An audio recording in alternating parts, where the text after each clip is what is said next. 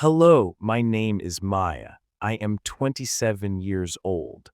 I raised my child on my own. Many people think being alone is a sign of weakness, but I learned a different truth. Silence, lies, and fear are much worse than being alone.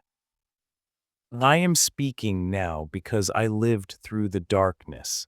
I thought being quiet would keep my life safe. I was very wrong. This is how my world slowly fell apart. It is also the story of how I learned to stand on my own 2 feet. We used to have a very simple life together.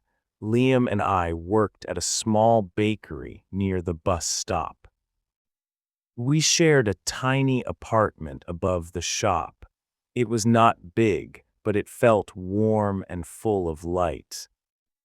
In the evenings, the smell of fresh bread stayed on our clothes. I cooked dinner while he rested from the day. We ate at a small wooden table by the window. In those days, I felt very calm and happy. I thought love meant staying close and being kind. I thought it meant not asking too many difficult questions.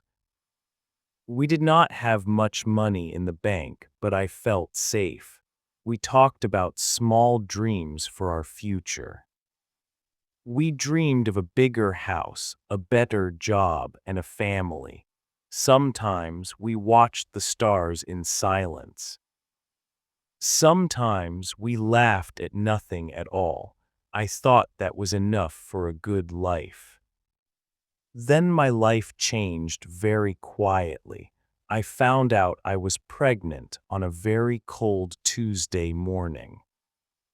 I sat on the edge of our bed and held the test. My hands were shaking with many emotions. I felt scared, but I also felt a spark of hope. I whispered to myself, "This baby will bring us closer." That night I told Liam the news. He did not smile. He did not hug me. He looked at his phone and said nothing for a long time. I thought he was just surprised by the news. I told myself to stay calm and give him time. But after that night, everything felt very different. Our dinner became cold before we even started to eat. My messages to him stayed unread all day long.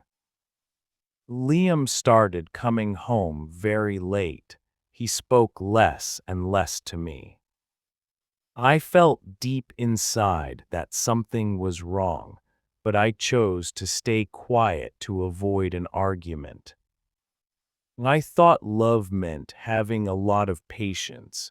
I thought silence could protect our little family.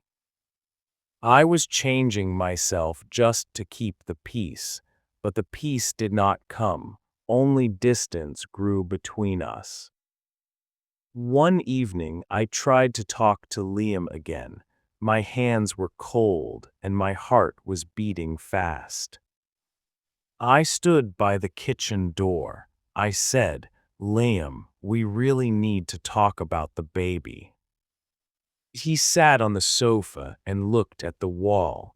He did not look at me at all. As I told him about the doctor, I told him our baby was growing well.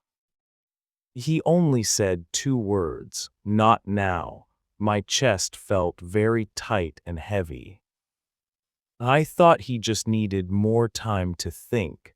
I whispered to myself, "Stay calm, Maya, do not push him." I believed love would help him change his mind.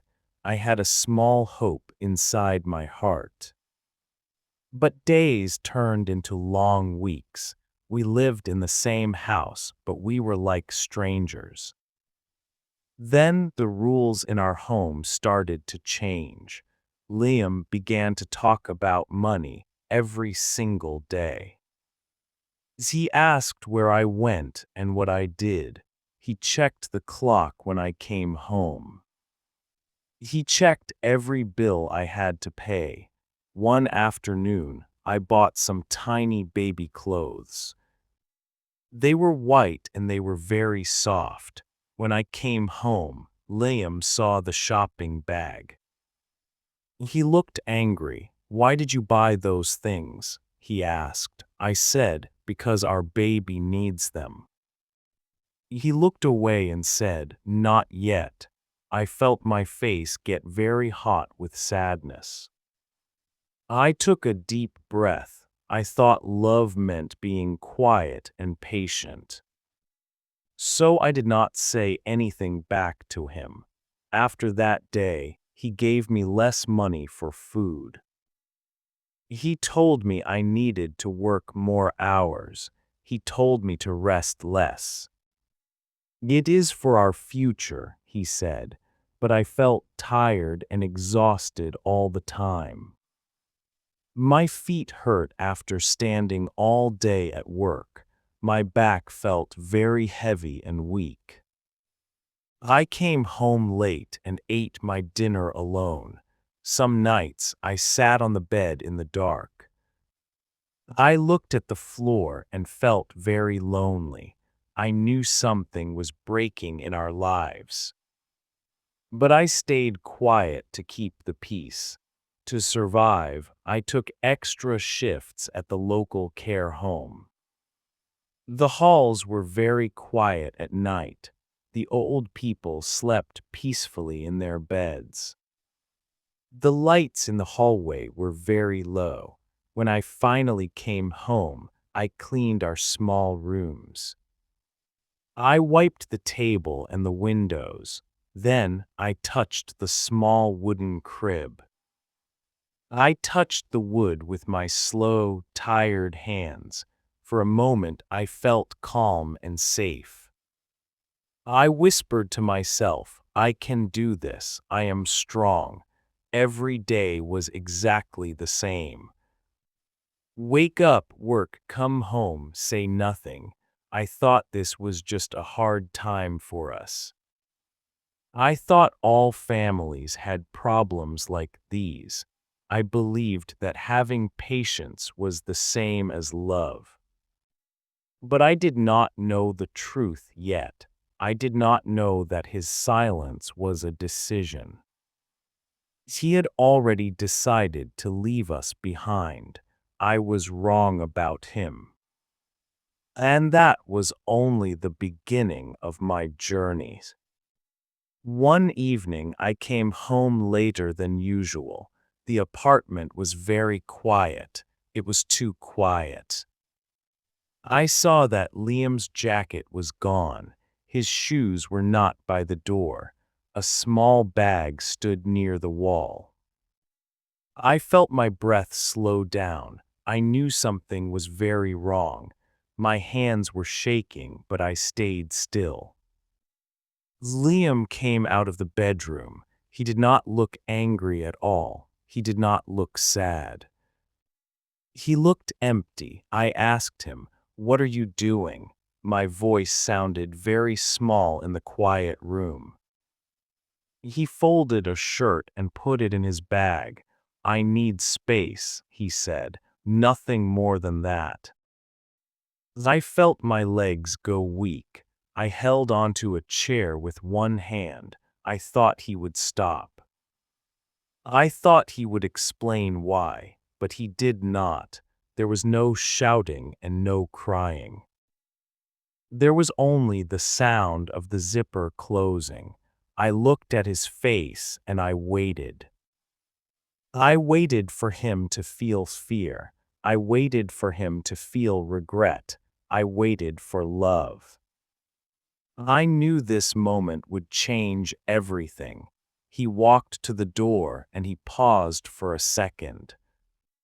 His hand stayed on the door handle. The room felt very heavy. I could hear my own breathing.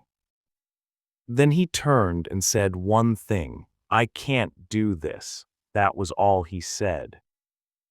The door closed softly. I stood there all alone. I did not run after him. I did not call his name. I felt cold from my head to my toes. I whispered to myself, "Stay standing, Maya." I stood in the silence for a long time. I knew this was not just a break. I knew this was the end. The apartment felt empty. The walls felt closer to me. The air felt very heavy. That night, I sat on the bathroom floor. The light was too bright for my eyes. The floor tiles were cold under my legs. I held my face with both hands. My shoulders began to shake. I cried without making a sound. I thought if only I had asked him to stay. I felt my chest tighten again. I thought if only I had been louder, but I knew these thoughts were not helpful. I knew they would not bring him back. I stayed there for a long time. I took a deep sigh. I looked at myself in the mirror. My eyes were red. My face looked very tired. I whispered to myself, "You have to stand up." I walked into the small room. The wooden crib stood near the wall. I touched it with my slow hands. The wood felt cold and hard. I held the edge and closed my eyes tight. I knew then what I had to do. I said the words out loud very softly. I will not beg someone to love their own child. The weeks passed by slowly. The sun came up the next morning. It felt very strange to wake up alone. The spot next to me in bed was cold. I stood up and walked to the kitchen. I made tea and looked out the window. The world looked the same, but I was different. I had to be strong for my baby. I went back to the bakery and worked very hard. My boss, Mrs. Miller, looked at me with kind eyes. She did not ask many questions. She just gave me a warm bun and a seat. I felt grateful for her small kindness. She said, "Maya, you are a very brave woman." I did not feel brave. I just felt very busy. My belly grew bigger every single week. It became hard to bend down and clean. My back ached and my feet were very swollen, but I did not stop working at the care home. I needed every coin for my child's future. I wanted to build a safe world for us. I bought a small lamp and a soft blanket. Sometimes I felt a small kick inside me. It felt like a tiny hello from my baby. I would smile and touch my stomach gently. "We are okay," I whispered to the quiet room. The seasons changed and the air grew very cold. Snow began to fall on the small town streets. One night, the pain started very suddenly. I was folding tiny clothes on my bed. I knew it was time for the baby to come. I did not panic and I did not cry out. I took a deep breath and grabbed my bag. I called for a taxi and went to the hospital. The hallways were bright and smelled like soap.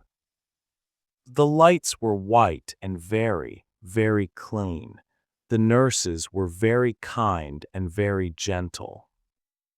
They held my hand when the pain was too much. I felt very tired, but I did not give up. I kept thinking about the little life inside me. After many hours, I heard a very loud cry. It was the most beautiful sound in the world. The nurse placed a small bundle in my arms.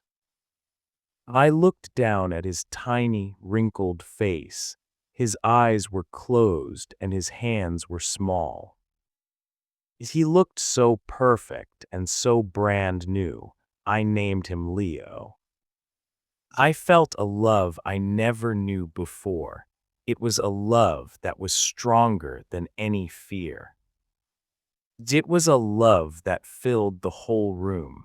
I looked at his tiny fingers and I cried. But these were not tears of sadness anymore.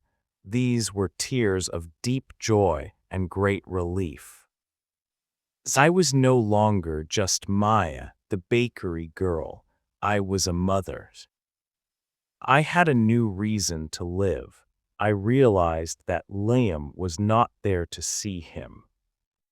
He was missing the most important moment of all. I felt a small sting in my heart for a second. But then I looked at Leo's peaceful face. I realized that we did not need anyone else. We were a family, just the two of us. I was enough for my son, and he was enough for me. We would be okay in our small world. I felt a new strength growing inside my heart. It was a strength that nobody could ever take away. Many years have passed since that cold night at the hospital. Leo is now a happy 5-year-old boy. He has very bright eyes and a big, beautiful smile. He loves to run in the park and eat the cookies I bake. I am no longer just a worker at the bakery. I am now the manager of the entire shop. I worked very hard every single day to give Leo a good life. It was not always easy for me to do. Some nights I was very tired and my body ached. Some nights I worried about the bills we had to pay. But when I saw Leo sleeping peacefully, I knew it was worth it. I learned so many things on this long journey. I learned that a house does not need a man to be a home. A house only needs love, safety, and kindness. I used to think about Liam a lot. I wondered where he went and what he was doing with his life. But now I do not feel any anger in my heart. I only feel a very deep sense of peace. He missed out on the best parts of life. He missed the first steps and the very first words. I am the one who was there for every moment. I am the one who built this beautiful life. I want to share some important lessons with you today. These are the truths I found in the dark.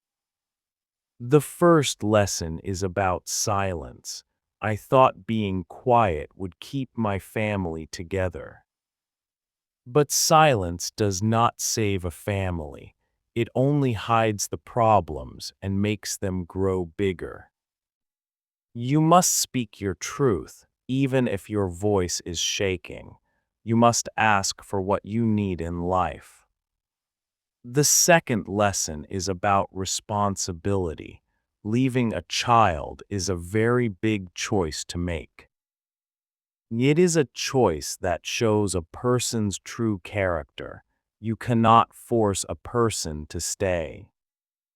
You cannot force someone to be a good parent. Their choice to leave is not your fault. The third lesson is the most important one. Being a single mother is not a failure at all. It is a sign of incredible strength. It is a sign of a very brave and golden heart. You are doing the work of two people. You are carrying a heavy load with great grace. If you are a mother raising a child alone, please listen. You are doing a truly wonderful job. You may feel tired and you may feel very afraid. You may cry when the house is very quiet at night. But remember that you are not alone. There are millions of women just like you in the world. We are standing together in the quiet parts of the world. We are building futures with our own hands. Your love is enough for your child. Your strength is real and it is very powerful. Do not let anyone make you feel small or weak. You are the hero of your own story. I look at Leo and I see a very bright future. I see a boy who knows he is loved. And I look at myself and I see a woman who survived. I see a woman who finally found her voice. Thank you for listening to my story. I hope it brings a little light to your day. Remember to be very kind to yourself. You are much stronger than you think.